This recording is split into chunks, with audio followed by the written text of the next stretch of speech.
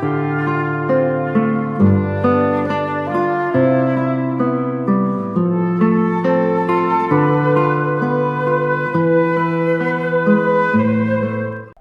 Bapak Ibu Saudara yang dikasihi Tuhan, kita bersyukur karena kita hari ini kembali diberi waktu bersama untuk merenungkan sabda Tuhan dan saling menguatkan.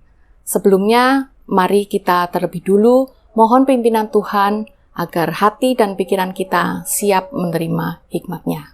Mari kita berdoa. Tuhan Yesus, tak henti-hentinya kami bersyukur atas kebaikan-Mu kepada kami umat-Mu. Tolonglah dan tuntunlah kami untuk selalu mengenali suara-Mu dan melakukan firman-Mu dalam setiap langkah kami. Terima kasih Tuhan. Amin. Bacaan leksionari kita pada hari ini diambil dari Ibrani pasal 11 ayat 17 sampai 28. Saya akan membacakan untuk Bapak, Ibu, dan Saudara. Ibrani pasal 11 ayat 17 sampai 28. Karena iman, tatkala dicobai, Abraham mempersembahkan Ishak. Ia yang telah menerima janji itu, rela mempersembahkan anaknya yang tunggal, walaupun kepadanya telah dikatakan, keturunan yang berasal dari Ishaklah yang akan disebut keturunanmu. Ia berpikir bahwa Allah berkuasa membangkitkan orang-orang sekalipun dari antara orang mati, dan dari sana ia seakan-akan telah menerimanya kembali. Karena iman, sambil memandang jauh ke depan, Ishak memberikan berkatnya kepada Yakub dan Esau. Karena iman, ketika hampir waktunya akan mati, Yakub memberkati masing-masing anak Yusuf, lalu menyembah sambil bersandar pada kepala tongkatnya. Karena iman, menjelang kematiannya, Yusuf menyebut tentang keluarnya orang-orang Israel dan memberi pesan tentang tulang belulangnya. Karena iman, setelah lahir, Musa disembunyikan selama 3 bulan oleh orang tuanya, karena mereka melihat bahwa anak itu bagus rupanya dan mereka tidak takut kepada perintah raja. Karena iman, setelah dewasa, Musa menolak disebut anak putri Firaun, karena ia lebih suka menderita sengsara dengan umat Allah daripada untuk sementara menikmati kesenangan dari dosa.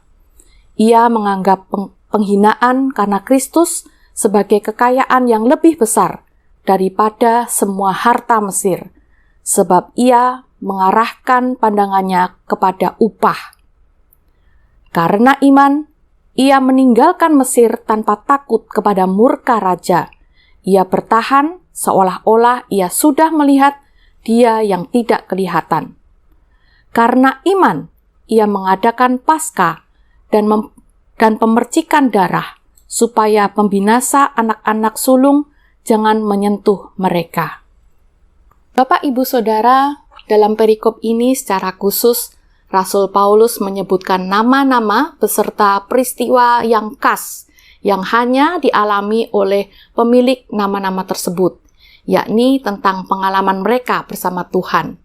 Tidak ada pengalaman yang sama dari sekian banyak nama itu, dan masih tak terhitung lagi jumlahnya, sehingga kalau disebutkan semua, Rasul Paulus mengatakan pada ayat 32 nanti, ia akan kekurangan waktu. Beda pengalaman, tapi ada persamaan, yaitu apa yang membuat Abraham, Ishak, Yakub, Yusuf, dan seterusnya tetap teguh menghadapi tantangan, kesulitan, bersedia melakukan pengorbanan, sabar dalam ketidakpastian, tabah dalam pencobaan, bertahan dalam penganiayaan, serta berani melakukan hal yang bahkan sulit diterima akal. Contohnya Abraham yang bersedia mempersembahkan anak tunggalnya ketika Allah menguji dan memintanya. Yusuf yang bertahan dalam penganiayaan, mampu memaafkan dan optimis tentang masa depan bangsanya. Dan Musa yang rela meninggalkan kenyamanan dan statusnya sebagai pangeran untuk mengikuti petunjuk dan firman Tuhan. Rasul Paulus menuliskan dan mengulang-ulang jawabannya, yaitu karena iman, dan karena imanlah hidup mereka menjadi kesaksian tentang Tuhan yang terus diwariskan dari generasi ke generasi hingga sampai kepada moyang, kakek nenek, ortu, saudara kita, dan kita sendiri.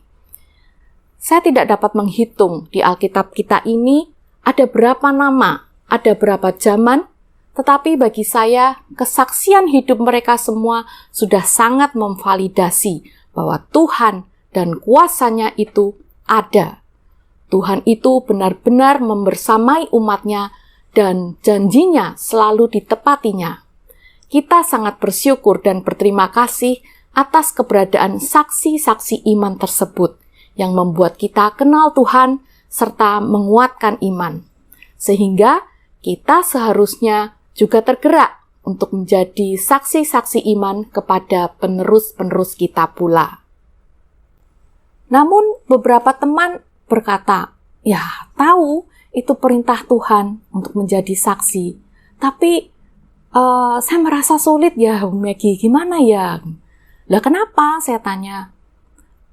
Kemudian beberapa alasan dari mereka adalah, aduh saya ini pemalu, tidak pandai bicara, grogi di depan umum, dan sebagainya. Hari ini saya mau sampaikan kabar baik. Kita tidak harus pandai bicara, tidak harus lulusan teologi, tidak harus di depan massa. Boleh kepada keluarga, teman, atau orang di sekitar Anda, terutama yang butuh dikuatkan saja. Katakanlah sesuai apa yang Bapak Ibu Saudara percayai, alami, dan jalani. Anda tidak perlu berpikir keras untuk menjadi saksi Tuhan. Seperti saksi di sebuah pengadilan yang akan menceritakan dengan lancar jika memang sesuai dengan hal yang dilihat atau dialami sebenar-benarnya. Sebaliknya, menjadi saksi akan terasa sulit ketika apa yang kita percayai atau imani tidak sinkron dengan apa yang kita lakoni. Di ibadah anak, saya pernah memimpin suatu permainan. Saya minta anak-anak untuk melakukan apa yang saya ucapkan, bukan yang saya lakukan. Contohnya, misalnya, pegang rambut, pegang hidung, pegang telinga, pegang mulut, dan seterusnya. Dengan mudah, anak-anak itu mengikuti apa yang saya ucapkan. Namun ketika saya sengaja mengubah gerakan berbeda dengan ucapan saya, misalnya pegang mulut, pegang telinga, pegang hidung, mereka akan mulai kesulitan dan kebingungan, apalagi ketika saya mempercepat tempo permainan. Sebuah permainan yang simple dan lucu, tetapi mengajarkan bahwa perkataan dan perbuatan yang tidak sinkron akan menjadi batu sandungan dan tidak menjadi kesaksian yang memberkati. Demikian juga dengan iman dan perbuatan perlu sinkron supaya menjadi suatu pengalaman yang baik dan mudah untuk disaksikan. Bapak, Ibu, Saudara tidak perlu berpikir keras. Cukup mengatakan apa dan bagaimana Anda bertahan dalam kesulitan, bahkan dalam situasi yang tidak pernah Anda pikirkan. Bagaimana Tuhan membuat Anda tetap tenang dalam ketidakpastian. Bagaimana Tuhan membuat Anda tegar dan bersabar dalam kesesakan, fitnah, penganiayaan, pencobaan. Atau mengapa Anda berani teguh merespon dengan perkataan maupun tindakan yang benar di tengah situasi yang onar. Jadi sebenarnya yang terpenting dari menjadi saksi iman bukan sekedar ucapan, melainkan ketika apa yang kita imani itu sinkron dengan yang kita lakoni. Jika kita mengasihi Tuhan dan mengasihi penerus kita, marilah kita juga menjadi salah satu saksi-saksi iman tersebut. Saya menjamin nama kita tidak akan pernah tercatat di dalam Alkitab, tetapi tercatat oleh Tuhan sendiri dalam kitab abadinya. Juga, sebagaimana saya melihat, mengingat, dan diberi kuat oleh teladan iman para pendahulu maupun para senior saya, maka nama dan teladan Bapak, Ibu, Saudara pun akan tercatat dalam hati penerus-penerus kita sebagai saksi yang menguatkan serta meneguhkan mereka untuk terus berpegang pada Tuhan. Maka saat ini saya juga ingin berterima kasih sedalam-dalamnya kepada para pendahulu, kakek nenek, moyang, orang tua, para senior saya, termasuk kepada Bapak, Ibu, Saudara yang menghayati dan melakoni iman Anda dengan sungguh. Sebab mungkin saja saya pernah melihat dan mengalami teladan Anda, menjadi saksi iman kepada saya tanpa Bapak atau Ibu Saudara ketahui. Terima kasih Bapak, Ibu, Saudara sudah bertahan dalam pencobaan maupun kesulitan.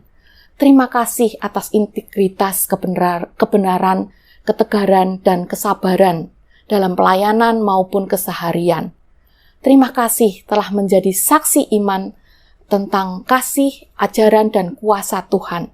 Saya percaya Tuhan pasti memperhitungkan semua yang Bapak, Ibu, Saudara imani dan lakoni, seperti kabar baik yang disampaikan Rasul Paulus pada Ibrani pasal 11 ayat 6. Namun, tanpa iman, tidak mungkin orang berkenan kepada Allah. Sebab, siapa yang datang kepada Allah, ia harus percaya bahwa Allah ada dan bahwa Allah memberi upah kepada orang yang sungguh-sungguh mencari Dia. Kita berdoa. Tuhan, kami berterima kasih dan bersyukur atas saksi-saksi iman yang boleh kami kenal, sehingga kami boleh diyakinkan dan terus dikuatkan akan iman kami kepadamu. Tuntunlah dan mampukan kami untuk terus menata diri, mengikuti ajaran-Mu dengan setia, sehingga menjadi saksi iman yang menguatkan keluarga, sahabat, dan sesama di sekitar kami, sebagai wujud kasih kami kepadamu dan kepada mereka yang kami sayangi. Terima kasih Tuhan Yesus. Amin. Mari kita bersama terus rajin menata hidup kita dan terus menjadi saksi-saksi iman kapanpun dan dimanapun kita berada. Tuhan memberkati.